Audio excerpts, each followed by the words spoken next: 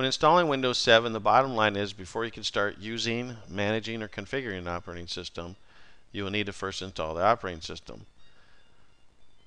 This section discusses how to install Windows 7. The information shown in the table is the bare minimum system requirements. So for a 32-bit, the bare minimum is 1 gig, 64 of RAM. For a 64-bit system, 2 gigabytes of RAM. If you want decent performance, you will need to have to at least double what they recommend. You should consider processors with at least a dual core running at 1.5 gigahertz or higher.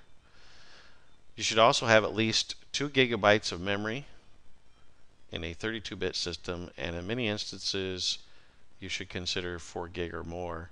If you want to run virtual machines, I recommend a minimum of 8 gigabytes of memory. When selecting hardware, also keep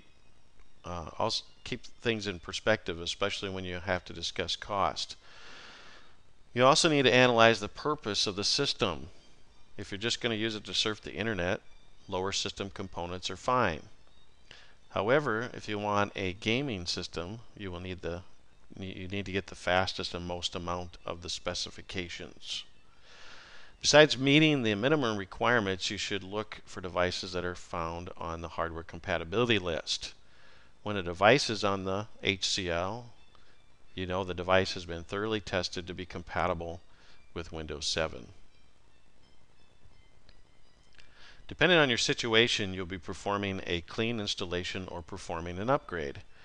Remember that you can only upgrade a system that is running Windows Vista with the same edition and version. So if you want to upgrade from Windows Vista 32-bit, you must go to Windows 7 32-bit. You cannot go from 32-bit Vista to 64-bit Windows 7. It has to be the same platform.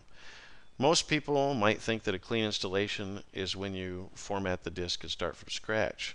But if you install on a machine that is running Windows XP, or if you install on a different version or edition of Vista, you will have to overwrite the previous version of Windows. Of course, you will have to reinstall your applications. In some instances, you may want to take a current version and upgrade from Windows Vista to Windows 7 using the upgrade installation.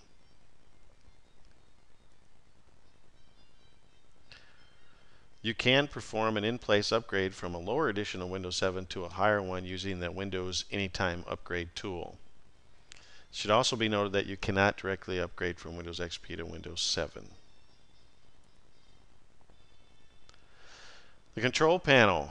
As with previous versions of Windows, the main graphical utility to configure the Windows environment and hardware devices is the control panel. For Windows 2000, Windows XP, Windows Vista, and Windows 7, the main graphical utility to configure Windows is the control panel. Here's what the control panel looks like in Windows 7. And this is the view that we have here that allows us to see the different sections of the control panel.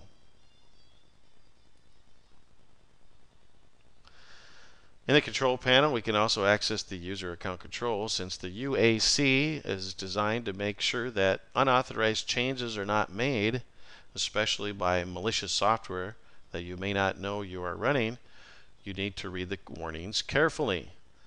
And then make sure the name of the action or program that's about to start is one that you intended to start. While this will be discussed later in the book, it is mentioned here because you will see the UAC prompts asking if it is okay to proceed with an administrative task.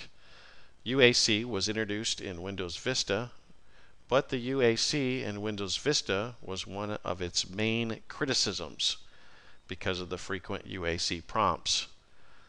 One of the improvements of Windows 7 over Windows Vista is that the UAC was tweaked so you don't get as many prompts.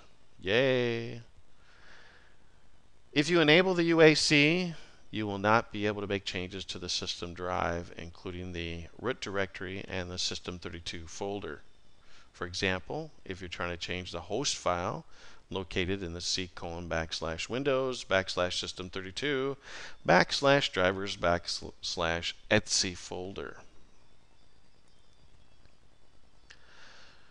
With the exception of the administrative tools themselves, the bulk of the administrative tasks done within the control panel would be the system settings, where you could view the processor and amount of RAM, change the computer name, add the computer to a domain, manage user profiles, manage the paging file, access the device manager, and to configure system protection. Here we can see the system settings screen. On the system settings screen, we can see we have access to things like the device manager, remote settings, system protection, advanced system settings. We can see the Windows version. In this case, it's Windows 7 Ultimate. We can see the experience rating, 3.0 here, with processor information, RAM. It's a 64-bit operating system. The name of the computer, whether or not it's a member of a work group, and whether or not it's genuine or activated, we can find on the system settings screen. When we look at workgroup versus domain, a workgroup is a group of 10 or fewer computers in which each individual computer shares their own resources and is managed at each workstation. A domain involves a server, which provides centralized control and administration of all resources. All enterprises utilize domain networks, while home users will use the workgroup modeling of networking.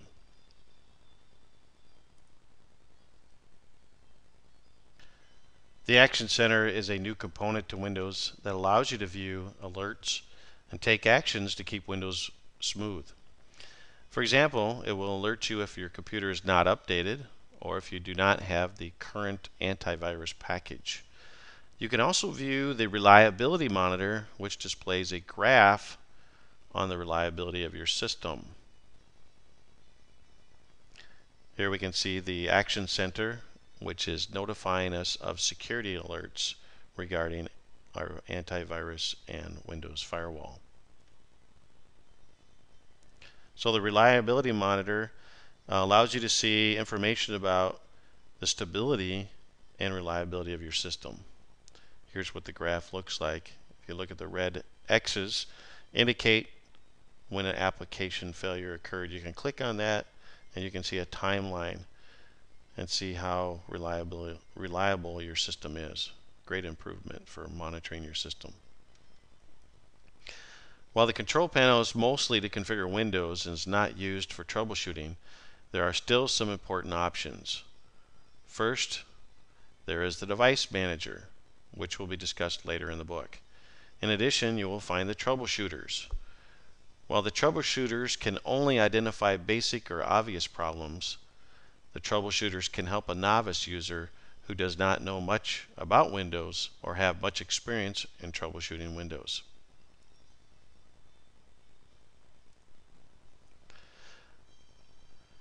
Looking at the Microsoft Management Console. The Microsoft Management Console is one of the primary administrative tools used to manage Windows and many of the network services provided by Windows. It provides a standard method to create, save, and open the various administrative tools provided by Windows.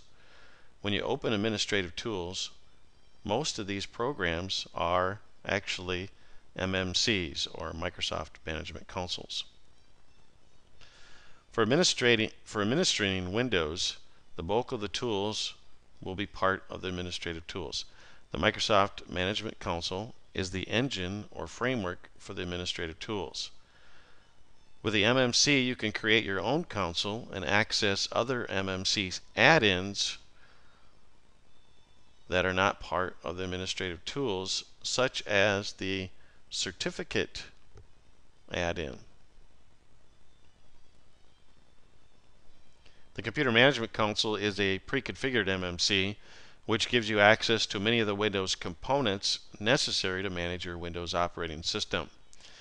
You can directly access the Computer Management Console by clicking the Start orb and then right-clicking Computer and then choosing Manage.